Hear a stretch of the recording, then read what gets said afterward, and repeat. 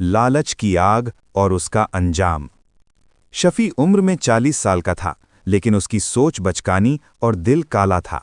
लालच ने उसकी आंखों पर ऐसी पट्टी बांध रखी थी कि उसे रिश्ते, इज्जत और इंसानियत कुछ भी नजर नहीं आता था।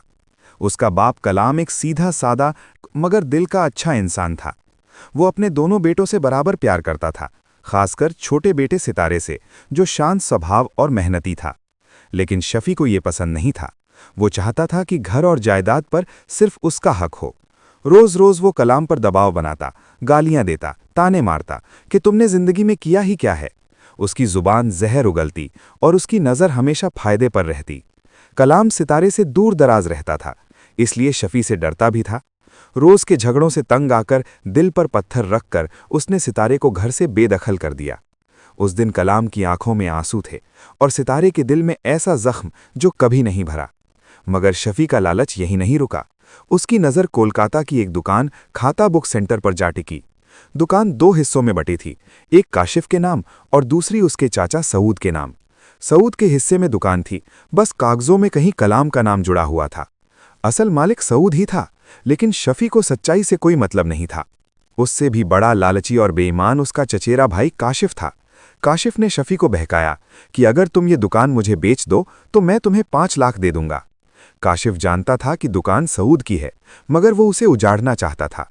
शफी के कानों में 5 लाख की गूंज गूंजने लगी। वो कलाम को लेकर कोलकाता गया, पैसे ले लिए और वो दुकान लिख दी जो उसकी थी ही नहीं।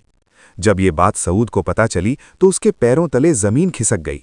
वो अपने बड़े भाई कलाम के पास पहुंचा और पूछा, आपने ये कैसे कर दिया?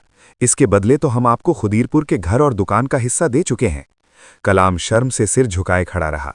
बेटे के डर से वो सच बोल भी न सका। जब घर में बात बढ़ी तो शफी ने नई चाल चली। बोला, अगर गांव की 15 धुर जमीन हमारे नाम कर दो तभी दुकान वापस करेंगे।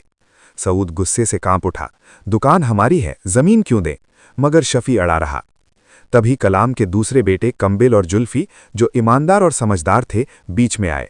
उन्होंने चाचा को समझाया कि अभी जमीन देने का वादा कर दो, दुकान बचा लो, बाद में गांव में हिसाब होगा। बहुत शर्मिंदगी और दर्द के साथ सऊद मान गया। किसी तरह दुकान वापस मिली। लेकिन शफी की बेईमानी खत्म नहीं हुई। वो अब भी गांव में चाचा की जमीन हड़पने के लिए पागल बना रहता है। पूरा समाज जानता है कि वो बेईमान है। वो रोज अपनी मां को गालियां देता है, लोगों से लड़ता है। समाज ने उसका साथ छोड़ दिया है, रिश्तेदारों ने उससे नाता तोड़ लिया। आज वो अकेला है, न इज्जत, न प्यार, न भरोसा। सच है, बेईमानी और धोखेबाजी का अंजाम यही होता है। लालच इंसान से सब कुछ छीन लेता है। ये सजा नहीं, बल्कि उसके कर्मों का आईना है।